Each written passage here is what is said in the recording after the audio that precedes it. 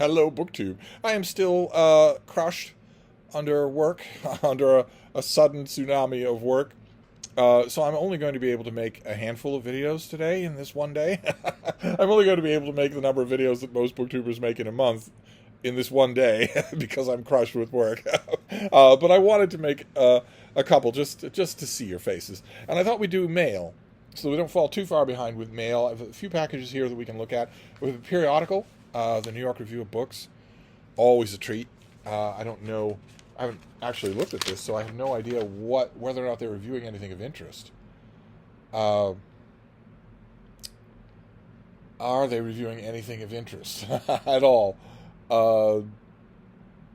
Okay, I'm not recognizing any of these books as being anything of interest. But I'll read it anyway. They're still really great writers. Then we have a couple of packages. A package in a box, so it doesn't have to take long. Let's see what this first one is. It's a finished copy of something. That's good.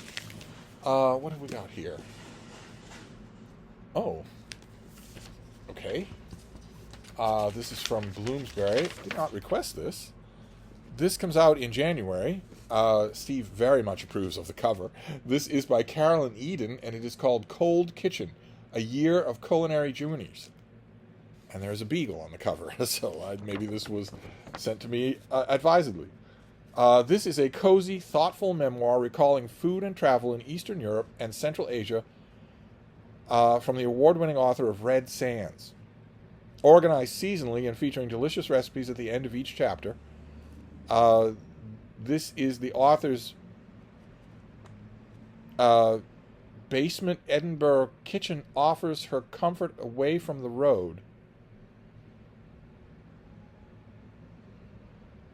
Okay. How does her basement Edinburgh kitchen offer her comforts away from the road? Maybe she's getting the ingredients in to Edinburgh. That could have been clearer. But let's see. Her basement Edinburgh kitchen turns up again in another paragraph. Is a welcoming refuge with its tempting pantry, shelves of books, and inquisitive dog. Well, if the dog is a beagle, I'm all on board. Working her way through the year with seasonal ingredients to invoke memories of her travels. Oh, there we go. She reflects on past adventures and contemplates the kitchen's unique ability to tell human stories. This is a hauntingly honest and at times heartbreaking memoir with the smell, taste, and preparation of food at its heart. Oh, that sounds wonderful. That sounds absolutely wonderful. Well, okay, this doesn't come out until next year, so on the pile it goes without a second thought. But that sounds wonderful. And some of you are much bigger foodies than I am, much more accustomed to using your kitchen. I hear that all the time, that the kitchen tells so many stories.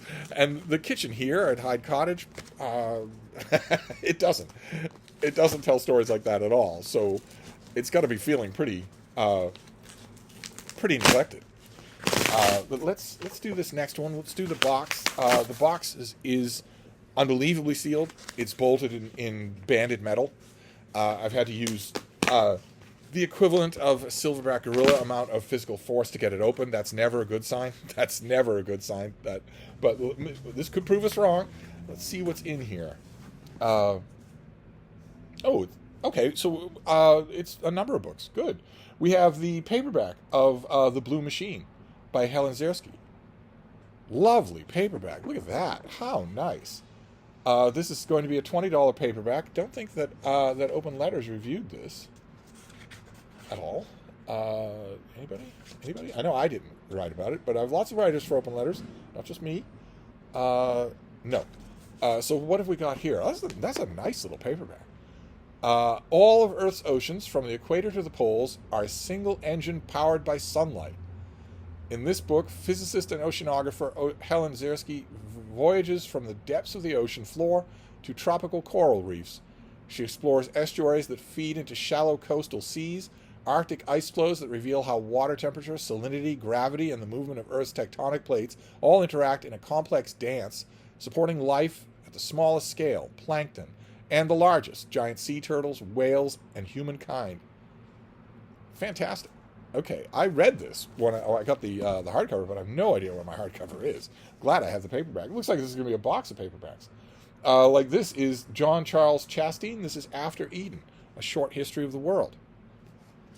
And who reviewed this? I never get paperbacks at all from publishers. Okay, The Blue Machine had 2 pages of excerpts from reviews. This doesn't have any.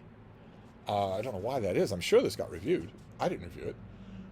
In this book, prominent Latin American historian John Charles Chastain presents a concise, down-to-earth, fast-paced narrative of world history, from the Big Bang to the present. the Big Bang. It's not part of world history.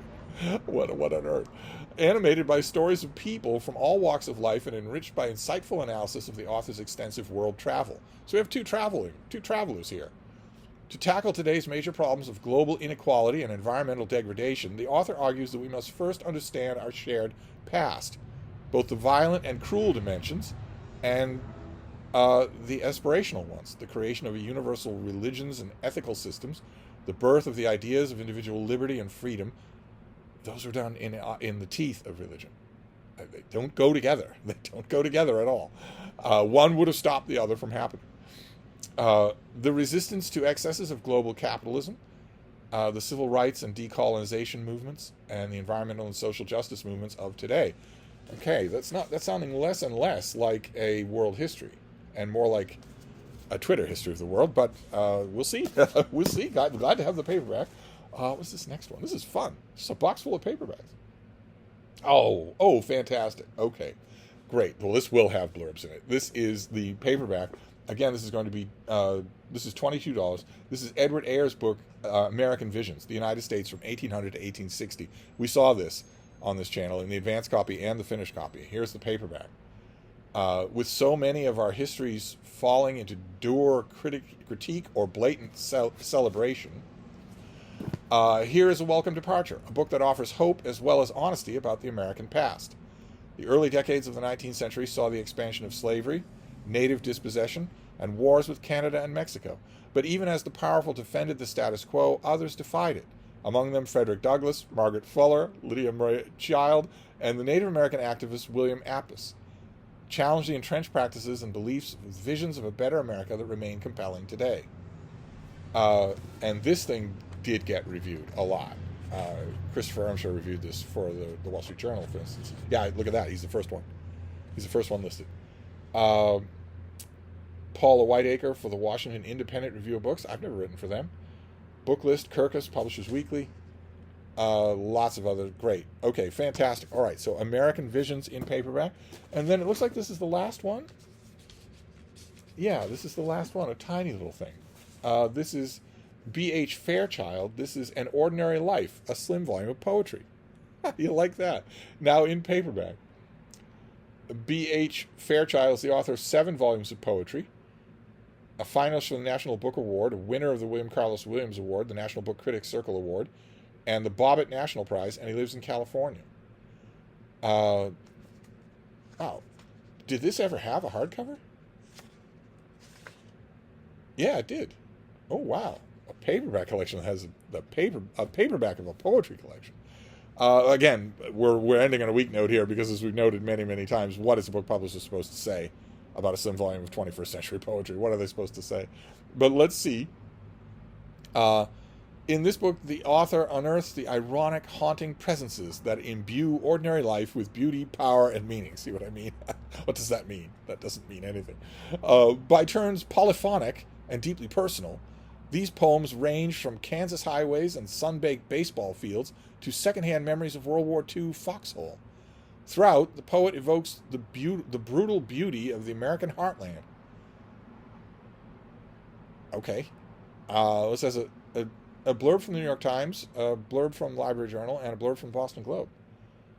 Great. Fantastic. I don't know that I ever read this the first time. So we got a stack of paperbacks. That's fantastic. That's lots of fun. Plus a hardcover for next year, Cold Kitchen, where a woman revives her memories of her travels through cooking in her Edinburgh kitchen. I have a feeling one of you is going to want this thing a lot more than I do. Maybe want to review it. Maybe you do. So fantastic.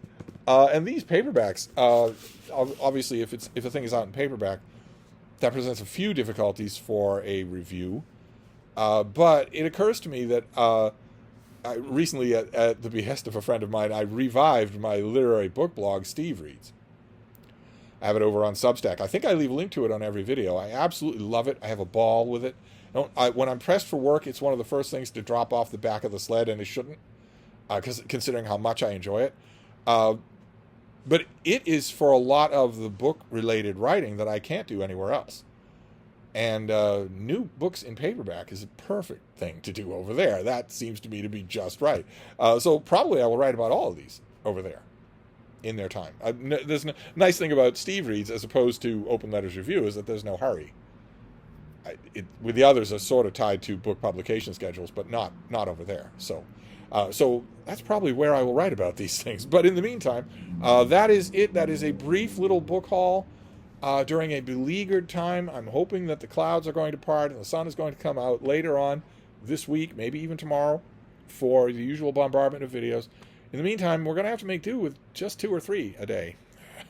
Anyway, I'll wrap this up for now, but I'll be back. Thank you, BookTube.